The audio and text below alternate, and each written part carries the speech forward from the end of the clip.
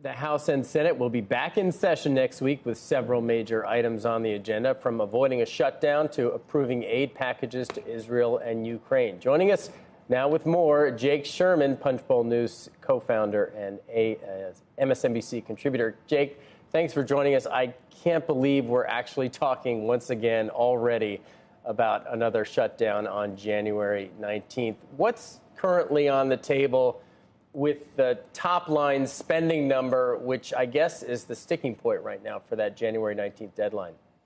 Well, thanks, guys, for having me. Happy New Year to everybody. So we are 17 days away from another shutdown, and there's been zero progress, appreciable progress made in resolving this. Now, remember, this is only a partial government shutdown. About 4 of the 12 spending bills that need to pass to fund the government, but there are just massive disagreements on not only top-line spending, but what is included in the bills, so-called poison pill amendments. I would say at this point, to be honest with you guys, I would say I don't want to say a shutdown is likely, but Congress will be in session for effectively a little bit more than a week with a lot to resolve. That's the first big bucket. And remember, these are cascading shutdown deadlines, January 19th, beginning of February. So we're going to have this threat looming over the government 2 months in a row. And one of the discussions I see on the table right now is perhaps accelerating that cut in IRS funding, which I guess was supposed to start in 2025. So the IRS was given $80 billion. Republicans convinced the Biden presidency to cut that by $20 billion, but that wasn't supposed to start until 2025. Now they're saying maybe that should start next year. What's the back and forth on the IRS funding right now? Listen, what's driving a lot of this is the fact that Republicans want to cut spending majorly. And this is a Washington that's controlled, at least in part, in a large part, by Democrats. So Republicans are trying to find some sort of legislative victory that they could take home and that they could campaign on. If that's the big ask from the Biden administration, I can't imagine that they won't accommodate that, but I don't think that's going to be enough for all Republicans. Remember, Republicans have going back to Kevin McCarthy before he was ousted, wanted to deeply cut spending, and that was at least in part what ended McCarthy's career. So we're going to see a lot of back and forth on this and other spending cutting issues in an incredibly compressed time frame. Hey, Jake, in the past, you almost always had speakers or other people who would come to the table and really wanted the government to stay open. What's the story with the new speaker, Mike Johnson? Will he be more likely to say, yes, we want to keep government open? Will he be more likely to say, look, we're not going to do it unless we get these cuts? That's a really good question, Becky. We haven't seen much from Mike Johnson when it comes to anything effectively, because he's only been in the job for a couple of months now. Now, there is what you're saying is right. There is a contingent of a big group of House Republicans who don't see a government shutdown as a big issue. And Mike Johnson has traditionally aligned with that faction of the House Republican Conference. Now, he has, over the last couple of months, taken kind of maximalist rigid positions on a whole host of issues, including the border, Israel funding, et cetera. So I could see him lining up with that, but we just don't have a great sense of that definitively right now. And by the way, Becky, there isn't a lot of time to take these maximalist positions that would I get what I want or shut down the government. Again, there are just a couple of days, legislative days, to get this resolved before this deadline. Why? Are they not back this week? They're not back this week. Mike Johnson is going to the border. I know. I don't control the schedule, but I agree.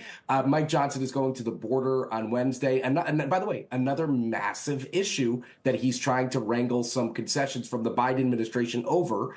He'll be in Eagle Pass, Texas on Wednesday. And by the way, they don't come back until next Tuesday. So really, it defies logic, to be honest with you. Is that part of the answer, though, like this issue with the border, where you now have a lot of Democratic cities, blue cities, with their mayors who are getting so upset about being overrun by migrants coming in here, too, illegally? Is that the place where maybe there's some room for a deal to be struck? And if they can find it there, they can somehow find a way to get through the funding issues, too? I don't think so, because effectively Congress has put the border in a different bucket along with Israel, Ukraine, and Taiwan aid. So that's kind of living over here, and then government funding more generally is living over here. I think there is a deal to be done that is good for everybody on the border politically. Mike Johnson, Joe Biden, Chuck Schumer, all the major leaders. But again, Mike Johnson has effectively said it's either our bill or nothing. Nothing else will work. We'll have to see this week if he backs off that position when he's at the border. If he does he get in trouble with his caucus? Yes. And quite frankly, the House Republican Conference is not going to approve a border bill that Chuck Schumer negotiates or that Senate Democrats negotiate. I find that very hard to believe. That the White House has chosen to negotiate with senators instead of House Republicans, which is more efficient, but leads to a different kind of conclusion. And Jake, you mentioned funding for Israel, Ukraine, Taiwan. Where do you think we end up with funding for Ukraine right now? What's the state of play? Yeah, it's very difficult to see. Ukraine aid won't be unlocked unless there's a border deal. And I think it's less likely than ever that Ukraine aid will be approved in the short term. Something massive would have to change on the border negotiations, because congressional leaders have accepted, and the White House to some degree has accepted, the fact that border aid and Ukraine are tied together. When you add two difficult things together, it doesn't make either of them easier. It makes both of them harder in some respects. But also included in this mix is Israel aid. I mean, the House approved $14 billion of aid to Israel and connected it to domestic spending cuts. Chuck Schumer has not moved on that. So 3 of our biggest foreign policy priorities are also tied up in this border fight. Jake, you mentioned that the House Republicans in past rounds of negotiations here have wanted deep spending cuts. Do they want specified spending cuts, or do they want gestures that say we're cutting spending? Because a lot of times it's not really clear when you come down to where the money is really spent and how much there is in those parts of the budget to really cut back. It's a terrific question, and you hit the nail on the head. It is impossible to appreciably change the path of spending in the United States without doing something to tackle one of several priorities. Either you raise taxes, Republicans are not going to do that.